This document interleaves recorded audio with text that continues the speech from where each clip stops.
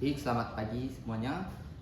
Kan nama saya Bernardus, asal UT Pontianak, program studi PGSD. Jadi di sini saya ingin menjelaskan beberapa poin yang tadi dipertanyakan pada materi mata kuliah filsafat ilmu.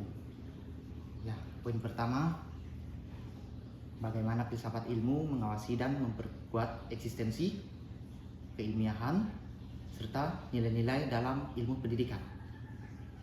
Ya, filsafat ilmu berfungsi sebagai pengawas mutu lewat 3 cara. A. Mengawasi eksistensi.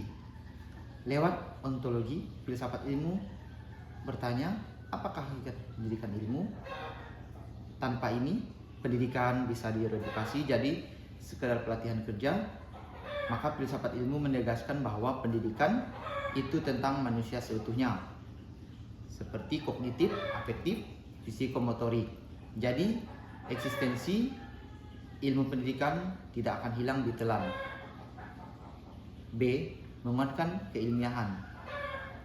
Lewat epistemologi, filsafat ilmu menguji metode, karena epistemologi kognitivistik bilang pengetahuan dibangun aktif oleh siswa, bukan ditransfer. Filsafat ilmu mencegah guru memakai metode karena yang katanya efektif, tapi memaksa tanya ada dan logis dan buktinya tidak. C. Menjaga nilai dalam ilmu pendidikan.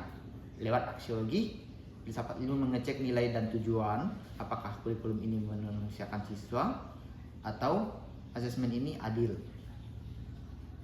Poin yang kedua, bagaimana pendidikan yang bermakna dan bernilai turut memperkuat perkembangan filsafat ilmu? Ya, filsafat ilmu tidak hidup di menara gading, dia berkembang dan praktiknya di kelas-kelas. Contohnya A. Praktik pendidikan jadi laboratorium filsafat.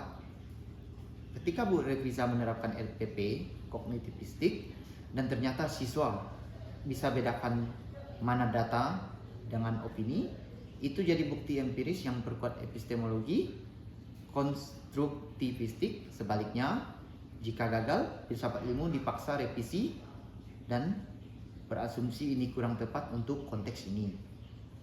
B. Masalah fakta di kelas memaksa lahirnya konsep baru. Masalah seperti siswa malas membaca, kesulitan belajar daring, dan AI bikin plagiat, memaksa filsuf ilmu pendidikan berpikir ulang tentang hakikat pengetahuan.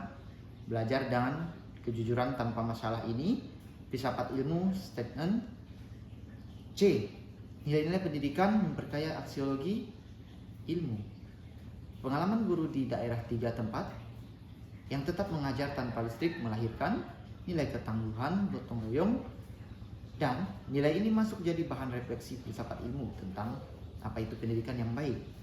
Jadi, hubungan timbal balik ialah filsafat ilmu memberi kerangka, pendidikan memberi bukti dan masalah baru.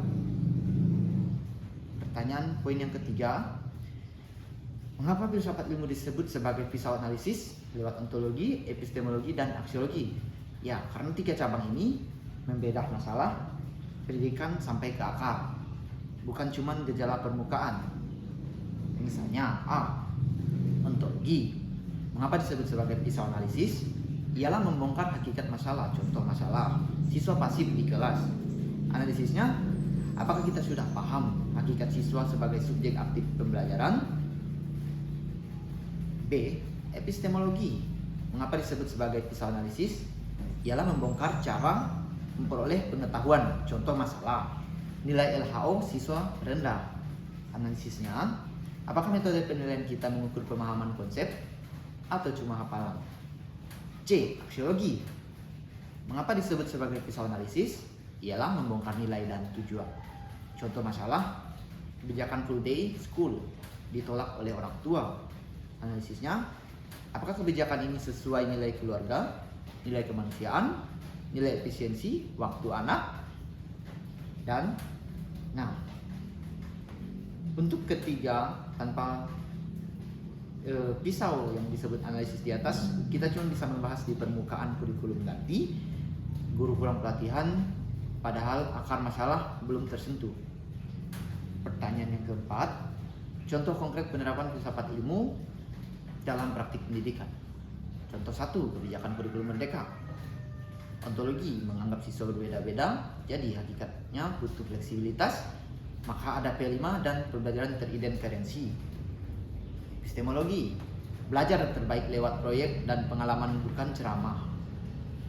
Dan pada itu juga metode PMBL sangat dianjurkan. Aksiologi, tujuan pendidikan bukan cuma nilai, tapi karakter Pancasila, makanya ada dimensi gotong royong, mandiri, dan kreatif. Contoh 2, kebijakan larangan HP di kelas. Ontologi, apakah hakikat HP? Apakah belajar atau distraksi? Epistemologi, apakah pelanggaran total meningkatkan fokus belajar? Ada buktinya? C. Aksiologi, apakah ini menghormati otonomi siswa dan realitas digital mereka, atau justru mendidik kemunafikan? Mungkin sekian yang dapat saya presentasikan. Kurang lebihnya mohon